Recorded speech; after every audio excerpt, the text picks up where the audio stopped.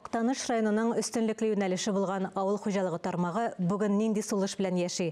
Тірлікшілік юнәлішінде хәл тұтырықлама. Шушы көннәрдә район җитәкчелеге хужалыкларны борчыган мәсьәләләр хакында фикерләште. Башак хужалыгы 2024 елга яхшы күрсәткечләр, алга яңа максат һәм бурычлар белән аяк баса.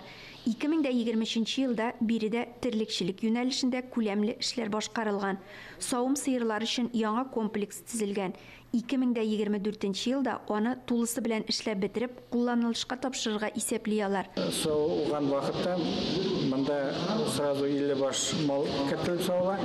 150 баш мал инде көтү залында көтүп торган вакытта бу якта 50 баш мал сөтен саучакбыз инде Алла бирсә.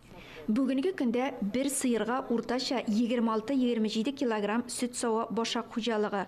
Күненә 27 тонна süt тапшыралар. Агымдагы елда 30 тонна sütkә чыгуны максат итеп куялар. Караулар барышында Тамыр, Сав хужалыклары, Энәк агрофирмасының Киров бүлекчәсе биләмәләре дә күздән кичерелде.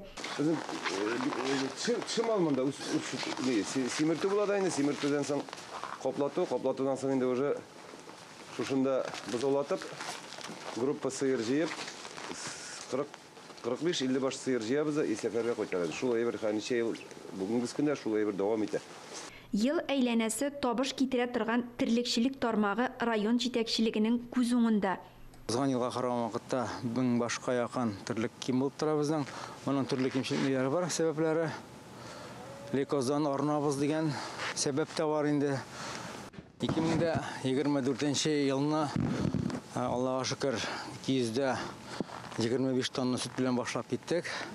Нурбаян хуҗалыгы 25 тонна süt белән башлады безнең. Нур хуҗалыгы 11 тонна süt белән. Чишмә агрофирмасы арттырды. 13 тоннага җиткәндә Чишмә хуҗалыгы безнең лидерлардан бара бит инде. Көннәр салкын булуга карамастан, терлекләрне тулы рацион белән ашатырга азык бар.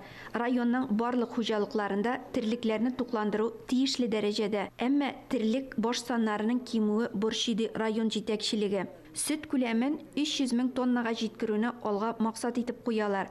Моңа ирешү өчен районның мөмкинлекләре җитәрлек. Малларның баш санын арттырганда моңа ирешү мөмкин ди район авыл хуҗалыгы идарәсе җитәкчелеге. Ләлә Зайнуллина, Регина Саляхова, Марат Сарахов, Татарстан яңалыклары, Октаныш районы.